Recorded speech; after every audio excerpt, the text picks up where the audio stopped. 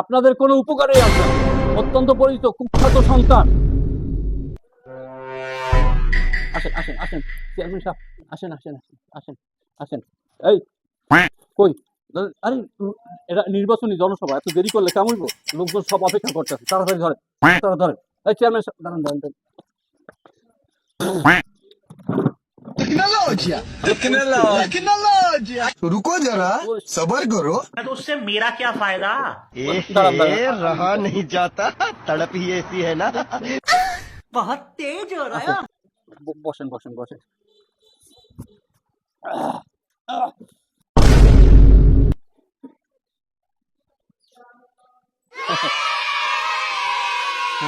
ঠিক আছে দাঁড়ান, বসেন বসেন। ভাই সব, আপনারা এতক্ষণ অনেক ধৈর্যের সাথে বসে আমাদের এই জনসভা আপনারা শুনছেন, উপভোগ করছেন সবাই। তবে আপনারা জানেন, বারবার নির্বাচিত হওয়ার পরেও আমাদের চেয়ারম্যান সাহেবরে এবারও নবী হোসেন দিছে। আপনারা এই কথা সবাই জানেন। আরে নমিনেশন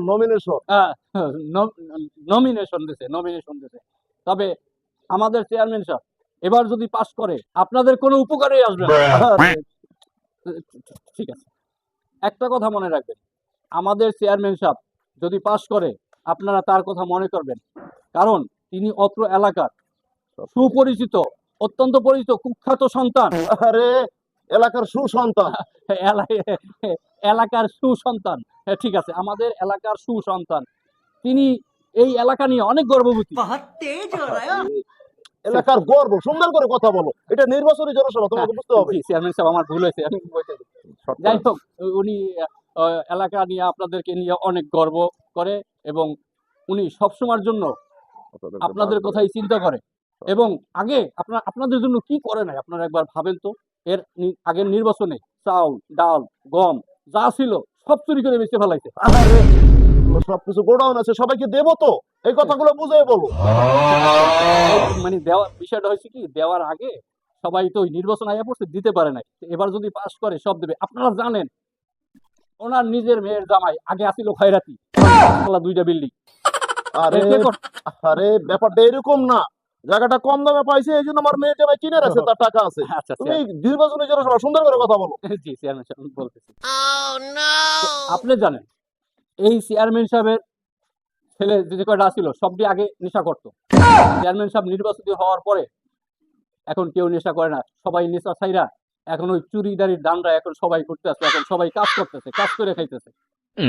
আপনারা অনেক দুঃখ, দুর্দশা, কষ্ট সহ্য করছেন, তবে এবার যদি চেয়ারম্যান আমাদের পাস করে কোনো চিন্তা নাই, সবাই ঘরে ঘরে একটা কইরা কেরোসিনের বস্তা পৌঁছাই দিব। আপনাদের কারেন্ট লাগবে না। আরে কেরাসিনের ড্রাম। ঠিক আছে, কেরোসিনের ড্রাম।